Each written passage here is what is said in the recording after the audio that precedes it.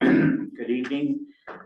I'd like to welcome everyone to the Township of Nipissing Committee of Adjustment meeting Tuesday, June the 10th at 6 p.m. We'll start with disclosure of pecuniary interest.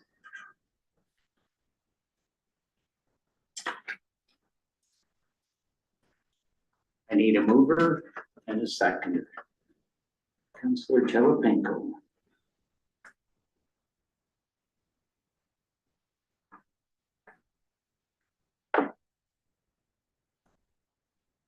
And Councillor Foote.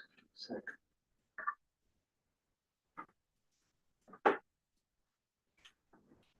That we adopt the Committee of Adjustment minutes of May 13th, 2025. All in favor? Carried.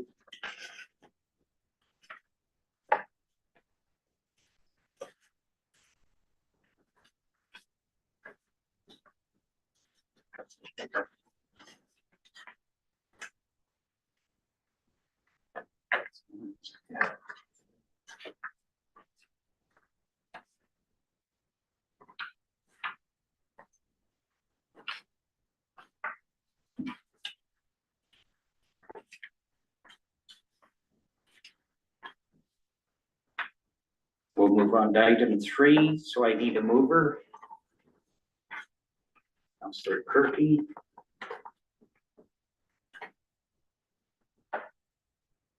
And Councillor Scott.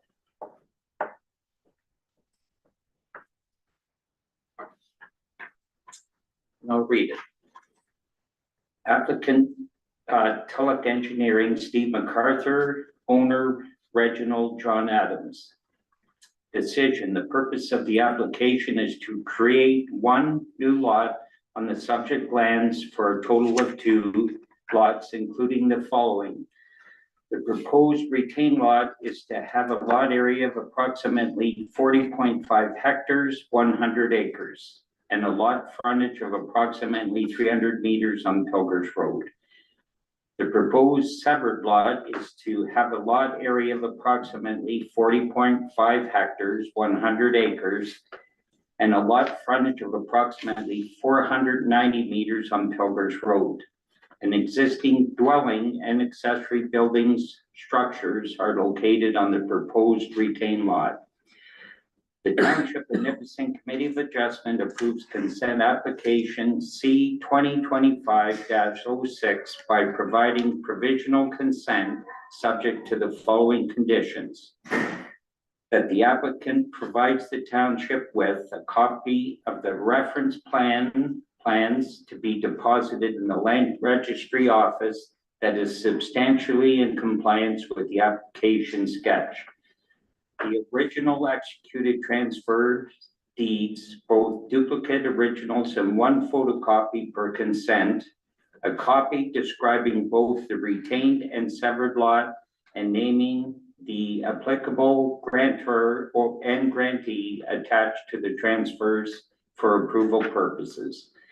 A zoning bylaw amendment to rezone a portion of the proposed severed lot to the environmental protection EP zone to include lands within 120 meters of the unclassified wetland feature. The conveyance of title to the bed of the public travel road on lot 3, concession 11 and 12, free and clear of encumbrances. Such conveyance encompassing 33 feet on either side of the center line of the travel road. Entrance permit from the township where applicable. Written confirmation that sufficient capacity exists for treatment capacity for hauled sewage to the satisfaction of the township, and a certificate in the appropriate form prescribed in OREG 197/96 Schedule 1 for signature of the Township of Nipissing Committee of Adjustment official, secretary, treasurer, or chairperson. Discussion.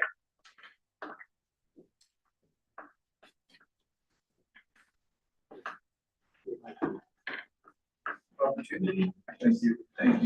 Sure. My name is Steve MacArthur. I'm the senior planner with Tulloch Engineering. in North Bay. I believe I've met most around the table, and I've been doing planning since the 90s in the area. Our client objects to condition D on your recommendation this evening, and I'd like to explain why that is.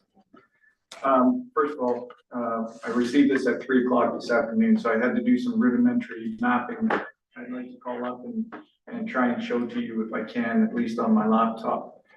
The portion of this property, this consent should be the simplest consent type of consent that there is. This is 2 original township lots that have merged on title. Okay, we're putting them back the way they were, and in that process, we are transferring parts of the road over to the municipality, and we have already started and completed our plan in a draft form that is proposing to do that. So we don't have any objections to any of the conditions other than condition D. The main objection that we have to condition D is that this is the portion of the property, and I apologize again, I did not have the opportunity to prepare, that is zoned EP already. What the proposal is saying is that we want more, and we want another 120 meters of that zoned. And my question to the committee is, for what purpose? I prepared a map for you this evening that shows, and I'm happy to put this around. This is the limits of the EP that's showing. The site, the building site or the building opportunity is 270 meters from the edge of that. And it's down at an elevation of 30 meters. So anyone who's building on the site, and I just met the potential purchasers for the first time sitting here, are not driving 270 meters down to the wetland area to go build their house. You have full confirmation from the Conservation Authority that there are suitable sites for septic. You have adequate space to accommodate everything on this site. Under the definition of the Planning Act, development includes lot creation. So if you consider this technical severance to separate these 2 properties back out as development, then they could go for a rezoning. In my opinion, rezoning is completely unnecessary. It's going to delay this project and this proposal and this opportunity by months and cost our client a significant amount of money. Found out about this at 3 o'clock today, not happy about it, and here to talk to you about it and appeal to the common sense of the committee that this does not, it's not necessary, and you are the approval authority. You can take the staff's opinion, you can take your planner records opinion, or you can make your own determination as to what is good planning and is it in the best interest of the public. And that's my presentation to you this evening. Thank you.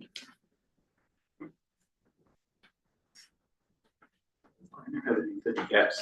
Patrick, do you have anything to say on this? Certainly. Thank you, Mr. Chair. And thanks everybody for having me this evening. Just a reminder, Patrick Towns, planner of record for the township alongside Jamie Robinson. We did have an opportunity to review Mr. MacArthur's comments today, and I just want to focus in on the policy. So totally understand the situation. It's a recreation of 2 lots that have merged on title. They're not separately conveyable under the Planning Act. Nonetheless, the policies of the official plan, the provincial policy statement would still apply. So the operative policy within the official plan in this case is 5.2.1. The unclassified wetland on the proposed severed lot is approximately 9 hectares. So the official plan itself requires an environmental study for all development within 120 meters of an unclassified wetland that is greater than 2 hectares. So it meets that criteria. And as mentioned, development, lot creation is under the definition of development under the PPS. It's considered development under the official plan. So in cases like this, it's been normal practice, whether it be a wetland or fish habitat, not to require an environmental impact study that would cost a fair amount of money, let's just say, and proactively rezone 120 meters around a feature. The same agent's done that for fish habitat in the past. So what we're doing is just proactively rezoning 120 meters away, and then that would satisfy the policy 5.2.1 in the official plan.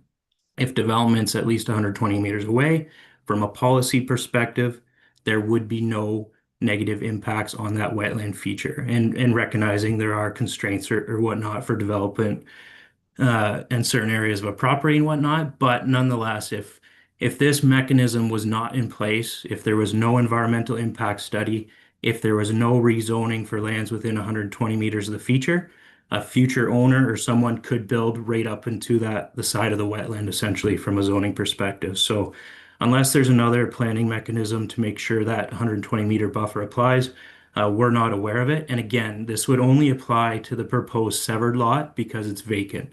And that's been practice of the township to add this requirement to lots that are created that are vacant. It's not required for the retained land because there's already a building envelope established there. So in summary, the rezoning is required as a condition of consent in lieu of an environmental study, and then also to satisfy and ensure the proposal conforms to 5.21 of the official plan. Thank you. Opportunity to, but, and I respect Patrick and his opinion, I disagree. The opportunity here, there is no value in rezoning this property other than to, indicate to further expand in an environmental protection zone that's already on the property, okay? So you're asking our client, if the municipality wants to expand, and I've made this argument previously, if you want to expand the environmental protection zone, do it through a comprehensive zoning bylaw amendment, which is fair to everyone in the municipality. It outlines that 120-meter buffer, and it's fair game. Making the client do that and pay that and potentially lose the sale of a property while this is underway for whatever reason to meet the policy requirement of 5.2. Sorry, again, received this 3 hours ago, and then not to tell us any of this in advance either is not fair.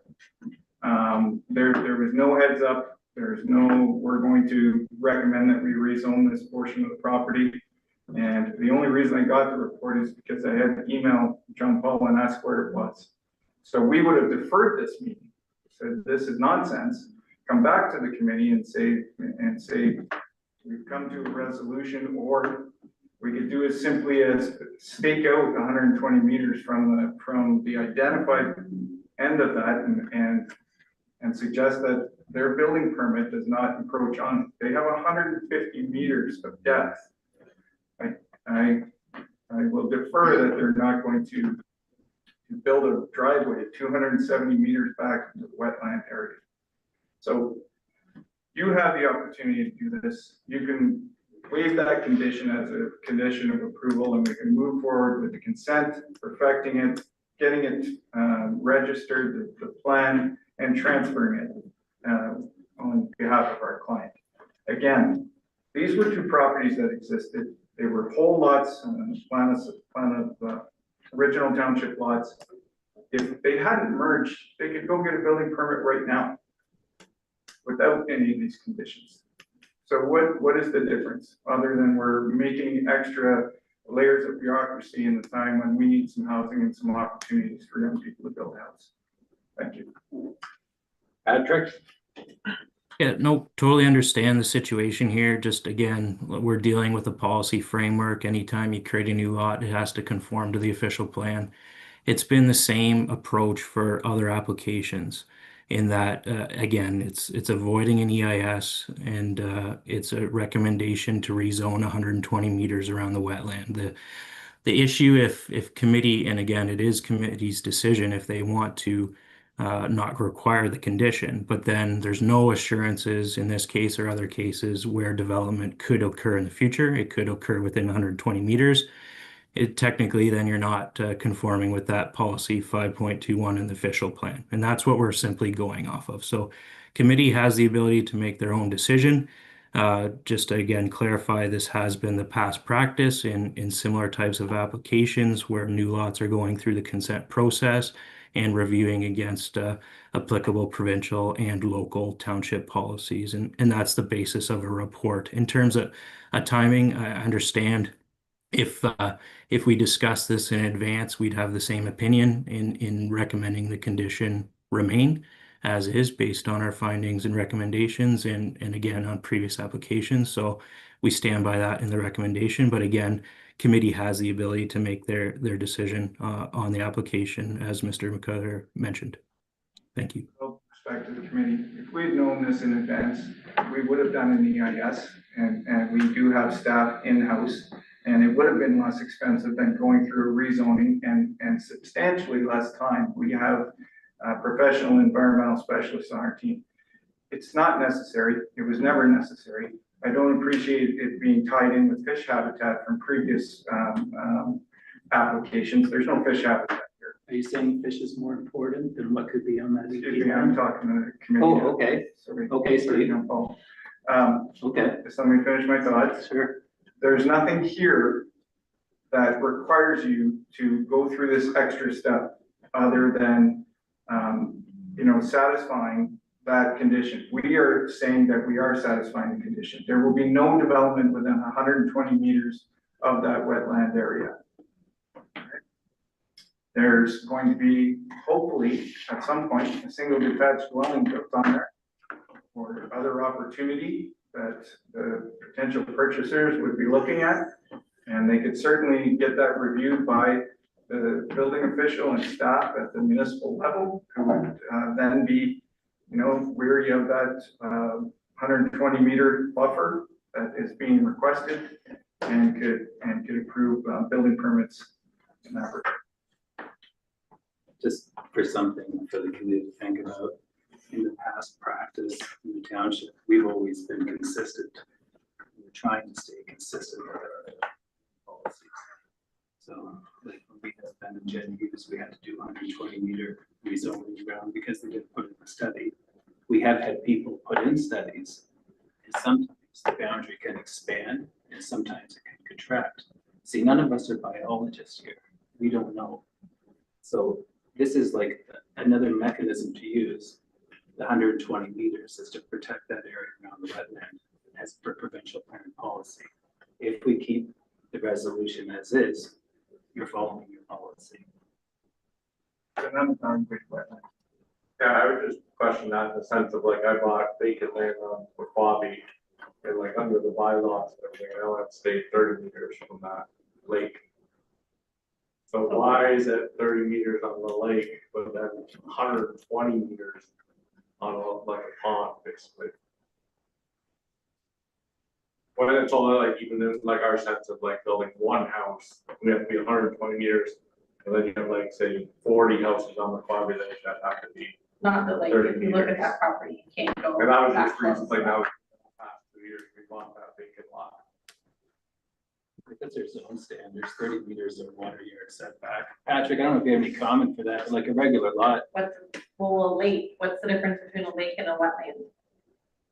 If I may, Mr. Chair, I think the situation we're dealing with and what the questions are related to are as of right zoning permissions. So there's two things, like there's setbacks from lakes, rivers, and then there's EP lands. So if there's a lot of record, existing lot of record with an EP zone, yes, you can't build within it. If you're creating a new lot, there's a new set of policies that you have to conform with. And as far as the environmental study goes, like typically the results and mitigation measures of a study would recommend some type of buffer from the feature itself, which would have to be implemented in the zoning regardless. I would say, I'm not going to say every single EIS in the world requires some sort of buffer, but it's typical that based on a site-specific analysis of a wetland, the 120 meters could be reduced in terms of a buffer, but the recommendation itself would still need to be implemented in the zoning through a zoning bylaw amendment application in that case. So really, it's just about the condition in terms of applying it on other applications. It's proactively rezoning 120 meters around the wetland to prevent development in the future, So the applicant or owner do not have to do an EIS and maybe have to do that same process anyway. So just a few comments on the recent comments that were provided. Thank you. Patrick, you got any more to?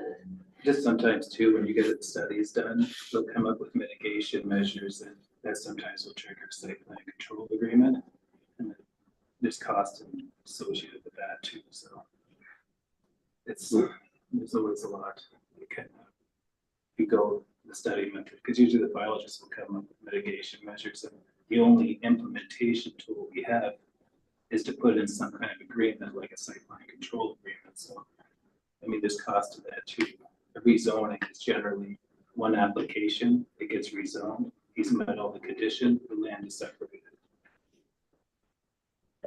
I have a question. So this is a 100-acre parcel. What happens in the future if they sever it to 50% and we didn't do the buffer?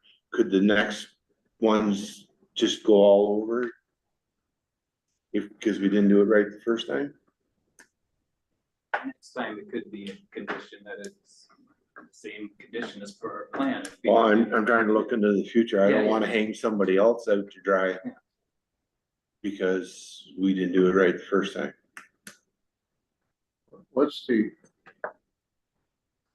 elevation from the wetland to say the springtime high level of the wetland?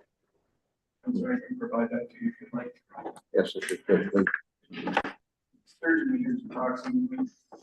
30 meters elevation. Yes. This is the 290-meter contour. This is probably top of hill, 280, 270, 260. So it's more than 30 meters of elevation.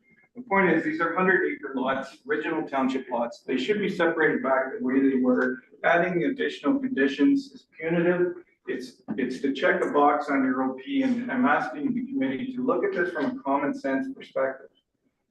This is 40 meters of elevation change down to an unevaluated wetland that already has EP protection. Now you're asking the client to spend more money to another zoning bylaw amendment that's going to take significant amount of time, get another report from your planner of record and your staff in order to protect something that doesn't need protecting. It's already protected.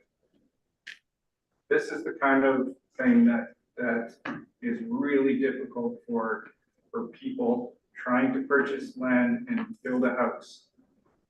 They're not going to be building it 270 meters back from the roadway. It's an added layer of bureaucracy that's not required.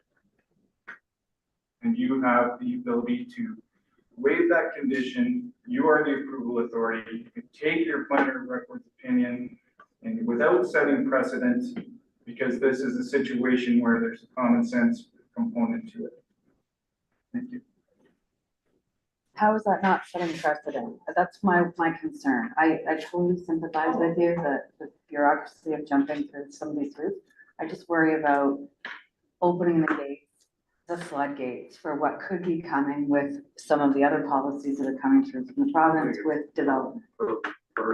Per piece of land, it's like given that 40 meters in elevation difference, and it's like legit straight down to it.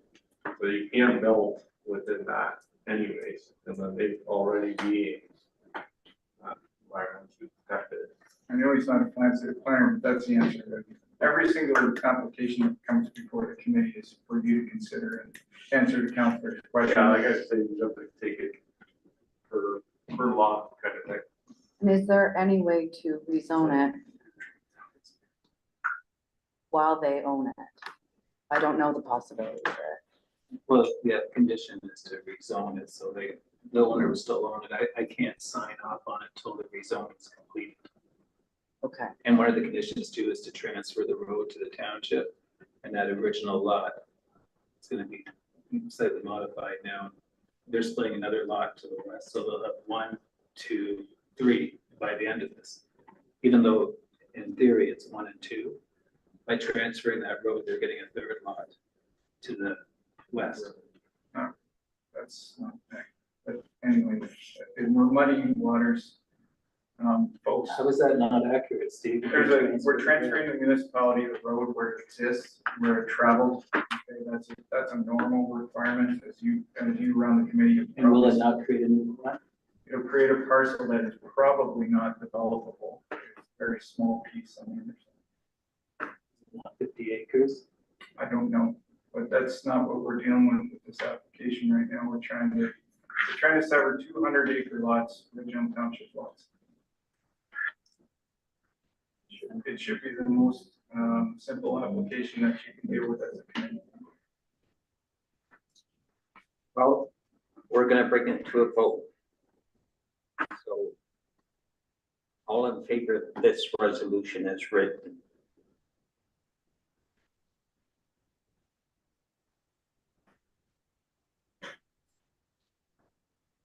Against?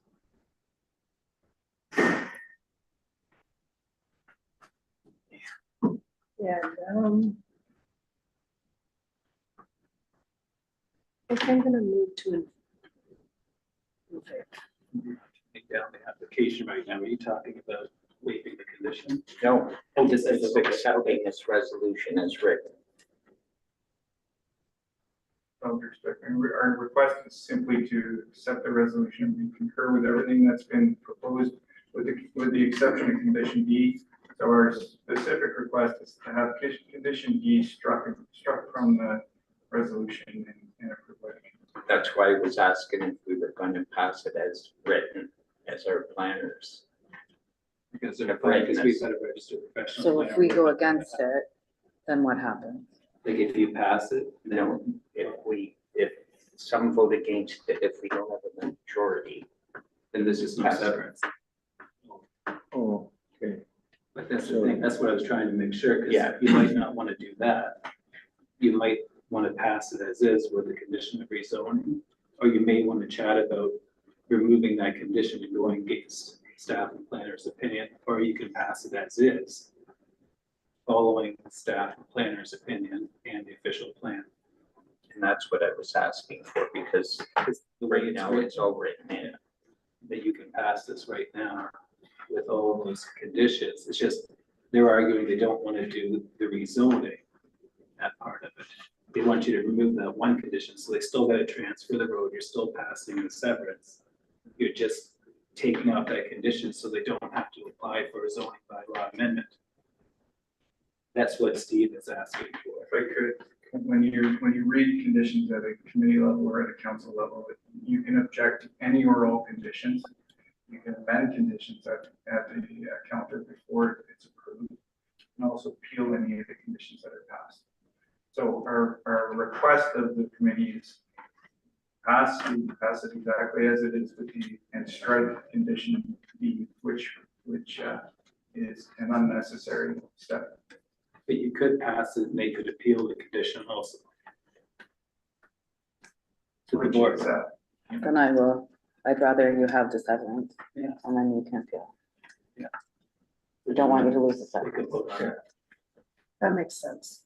And then they can Okay. appeal. That makes Pass it sense as to me. is, and they appeal it. They If they appeal want. it. That's a choice of theirs.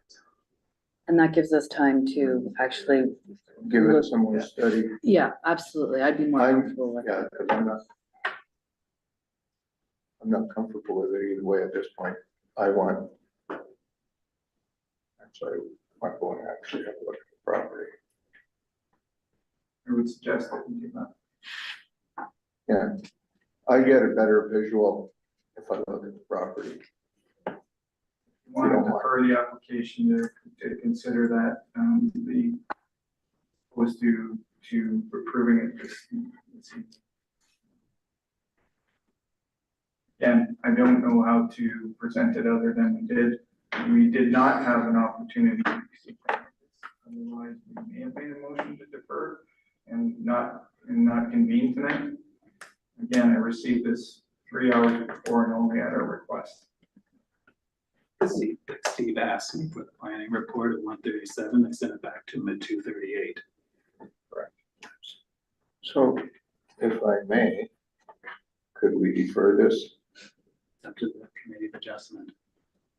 All Or we can pass this as is and they can appeal That it would They make can- me, right away. And they have, they'll be, With all due respect, the appeal is a very long, very expensive process. that's So how that is worse. You are not, you're just passing the buck to the OLT in that case, as opposed to making a decision that we're asking you to make. The OLT would, if the client decided to go down that road and appeal it for this reason, and this is exactly what happened on Barry, on Mr. Becker's property as well. Same situation. We rezoned the cliff. So, to satisfy this condition. He was very upset and did not want to go through, he did not agree to the rezoning. He only did it because he had no choice. Because the staff and the planner said that's the way it's going to be. And Should you we can change appeal our the condition official if you plan? want to. like, Here we are again. that's the thing. Okay, No. so we're gonna defer this then?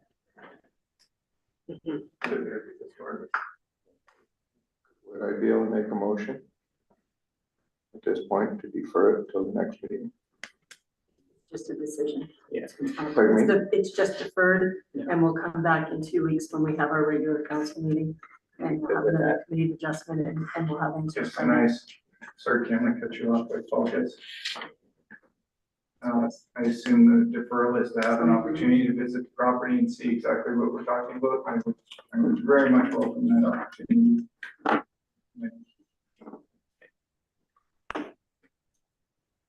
So we'll defer it?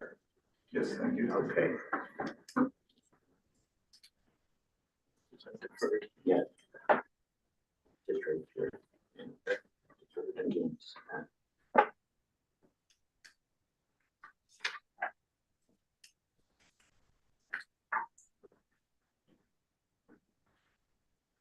Okay.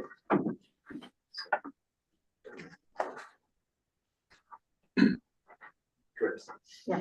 Do we have to vote on the deferred? No, it's just deferred. Okay.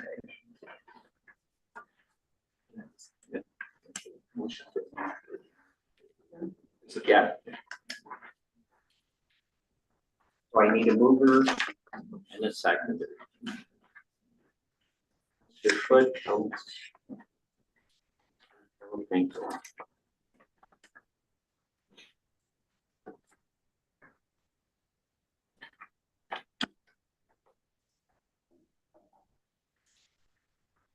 That the Committee of Adjustment meeting be adjourned at 6:30.